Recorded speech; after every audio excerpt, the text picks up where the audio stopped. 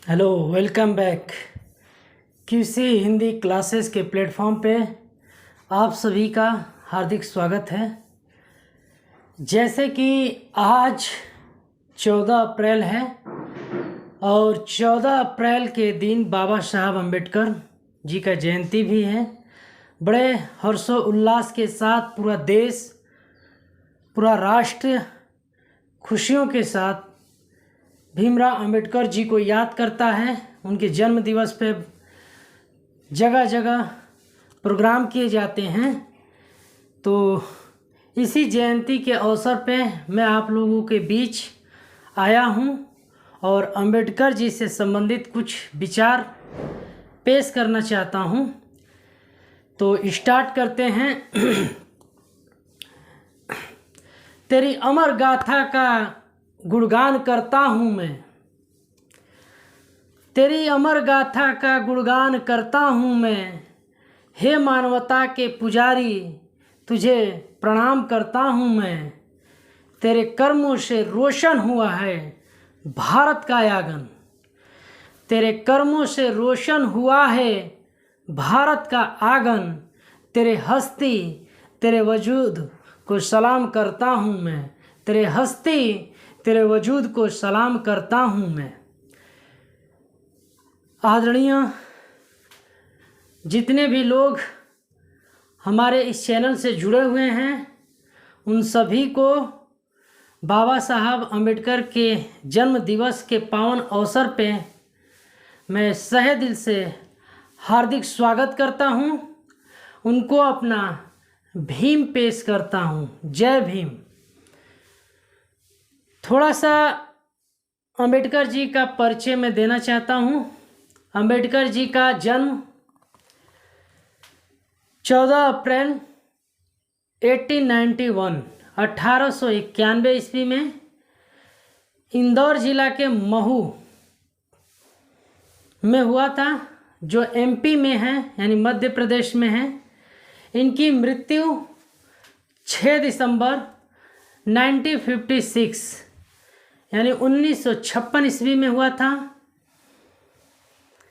इनके बचपन का नाम भीम सकपाल था।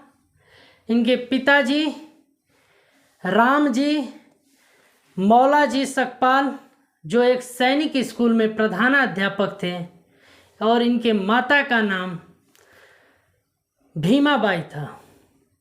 मैं आपको बता दूं कि जो आज हमारे देश का इतना बड़ा संविधान है, उसको तैयार करने में बाबा साहब ने 2 वर्ष 11 माह और 18 दिन कुल लगाए थे। यानी हमारा संविधान को तैयार होने में 2 साल 11 महीने 18 दिन लगा था। मैं बड़ा बेसब्र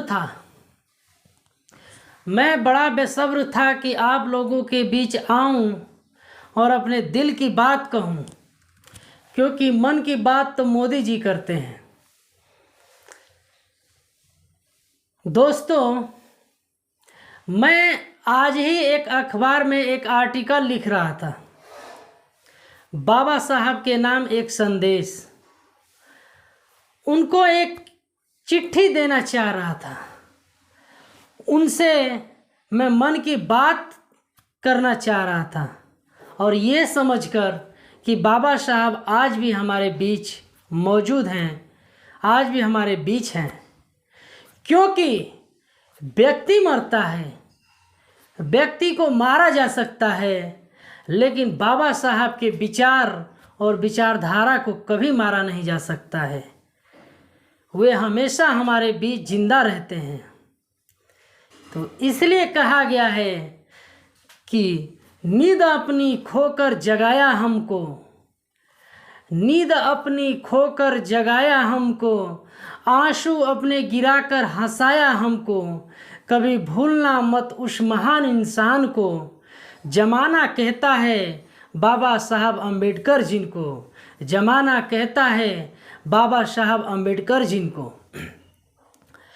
दोस्तों, जब मैं चिट्ठी लिख रहा था बाबा साहब के नाम, तो मेरे मन में कुछ सवाल आ रहे थे, और मैं वो सवाल आप लोगों के बीच रखना चाहता हूँ। सबसे पहले तो मैंने बाबा साहब से माफ़ी मांगी, उनसे कहा कि मैं नौजवान होने के नाते, मैं युवा होने के नाते, मुझे आप अपना बच्चा समझकर हम कुछ अगर गलती कर रहे हैं तो उसके लिए आप मुझे माफ़ कर दीजिएगा।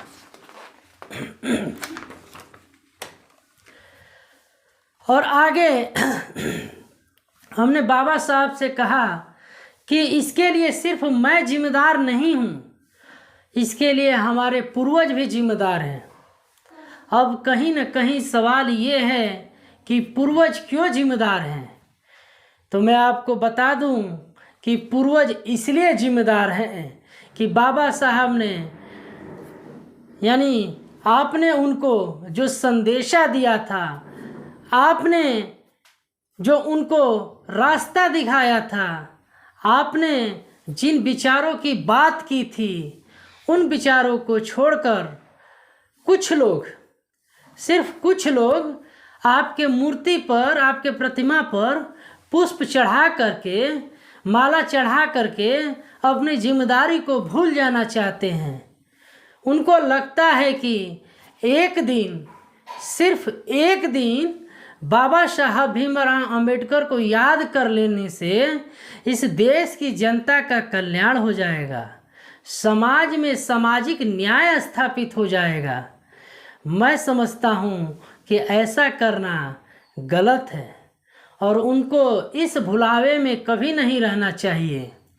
अगर हम बाबा साहब के सिपाही हैं, अगर हम बाबा साहब को मानते हैं, तो उन समाज के अंदर, यानी तमाम लोगों को ये विचारधारा होना चाहिए कि समाज के अंदर समानता को स्थापित करना चाहते हैं, शोषितों की एकता को सुनिश्चित करके, तमाम तरीके के शोषण को खत्म करके एक समता मूलक समाज बनाना चाहते हैं, तो ये भक्ति जो चल रही है ना, जो ये भक्ति पूजा जो चल रही है, इससे बाहर निकलना पड़ेगा। बाबा साहब के विचारों को अपने जीवन में आत्मसमर्पण करना पड़ेगा। ये सवाल आज हमारे आपके सामने है। बाबा साहब का संविधान कहता है, क्या कहता है कि कुरान कहती है मुसलमान बनो, कुरान कहती है मुसलमान बनो, बाइबिल कहती है ईसाई बनो। कुरान कहती है मुसलमान बनो, बाइबिल कहती है ईसाई बनो, भगवत गीता कहती है हिंदू बनो। बाबा साहब का संविधान कहता है एक मनुष्य बनो, एक अच्छा नागरिक बनो, एक अच्छा नागरिक बनो। आगे है, बाबा साहब का पहला मंत्र है शिक्षित बनो। थोड़ा सा मैं ले चलूँगा आप लोगों को वर्तमान समय में जो आज की सरकार है, चाहे वो केंद्र की सरकार है, चाहे वो राज्य की सरकार है, देश में इतनी बढ़ती जा रही महंगाई के साथ साथ बेरोजगारी के कारण आज देश के अंदर क्या स्थिति है, ये किसी से छिपी नहीं है। मौजूदा सरकार कहता है कि हमको आप वोट दीजिए, लोकतंत्र में विश्वास रखिए, यह आपका देश है, इस देश के लिए आप योगदान कीजिए, सबका साथ होगा, सबका विकास होगा। चलिए मैं मान लेता हूँ आपकी बात को, मान लेते हैं आपकी बात को, और कुछ सवाल हम भी पूछना चाहते हैं। और सवाल ये है कि ब्राह्मण का वोट, दलित का वोट बराबर है, महिला का वोट, पुरुष का वोट बराबर है, काले का वोट, गोरे का वोट बराबर है, एक जाति का वोट दूसरे जाति का वोट बराबर है, तो हमारी शिक्षा बराबर क्यों नहीं है? बताइए, हमारी शिक्षा बराबर क्यों नहीं है? ये सवाल मैं आपसे पूछना चाहता हूँ, हमारे हक और अधिकार बराबर क्यों नहीं हैं? ये सवाल मैं पूछना चाहता हूँ। और ये सवाल मैं क्यों पूछ पा रहा हूँ?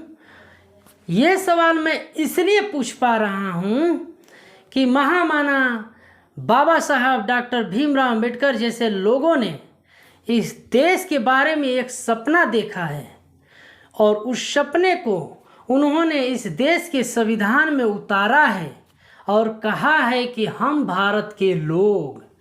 गौर करिएगा, अंबेडकर जी बाबा साहब हमेशा किसी एक जाति की बात नहीं किए हैं। वो कहते हैं कि हम भारत के लोग। उन्होंने ये शब्द कहकर कभी ये दिखावा नहीं किया है, ये फर्क नहीं किया है कि आप दलित हैं, मैं ब्राह्मण हूँ, आप महिला हैं, मैं पुरुष हूँ, आप काले हैं, मैं गोरा हूँ, आप इस जाति के हैं, हम इस जाति के हैं। बाबा साहब ने ये कभी फर्क नहीं किया है। बाबा साहब कहते हैं कि सबको समानता से रहने का हक है, सबको बराबरी का अधिकार है, सबको न्याय और आत्म सम्मान मिलना चाहिए। इसी बात को बाबा साहब सुनिश्चित करते हैं। तो मैं ज़्यादा आप समय न लूँगा आप लोग का, और अंत में बाबा साहब से यही दुआ मांगूंगा, यही आशीर्वाद के रूप में मांगूंगा। मैं कहना चाहूँगा कि हमारे हौसलों को ताजगी थोड़ी हवा देना।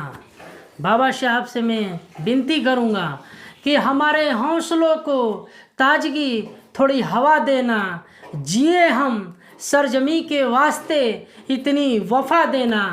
ऐ भीम साहब, ऐ भीम साहब, तुम हम पर महज इतनी सी कृपा करना, मरे हम देश के खातिर, हमें इतनी दुआ देना, हमें इतनी दुआ देना। जय हिंद, जय भारत, जय भीम। Thank you.